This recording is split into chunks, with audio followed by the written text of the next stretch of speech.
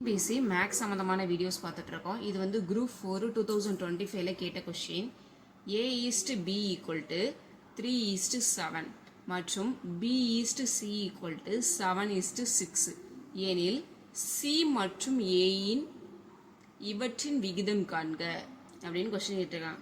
A Bயோட value வந்து 3:7 கொடுத்துருக்காங்க. B Cயோட value வந்து 7:6 கொடுத்துருக்காங்க. எனில் C மற்றும் A இவற்றின் விகிதம் காண்க அப்படின்னு கொஸ்டின் கொடுத்துருக்காங்க. ஃபர்ஸ்ட் வந்து நம்மளுக்கு எதோட வேல்யூ தெரியும்? A is to B.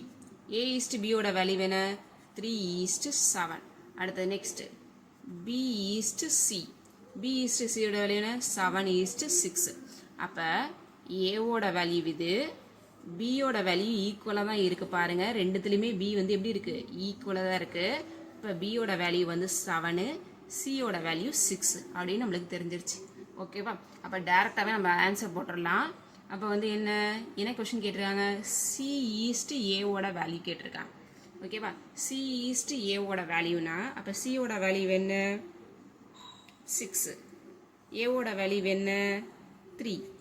ஓகேவா? இதை வந்து கேன்சல் பண்ண முடியுமான்னு பார்க்கணும். கேன்சல் பண்ண முடியும் நம்மளால.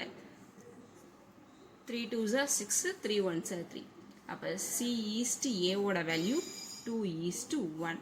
இந்த மாதிரி டிஎன்பிசி சம்மந்தமான வீடியோவுக்கு சப்ஸ்கிரைப் பண்ணுங்கள், லைக் பண்ணுங்கள், கமெண்ட் பண்ணுங்கள், ஷேர் பண்ணுங்கள். Thank you all.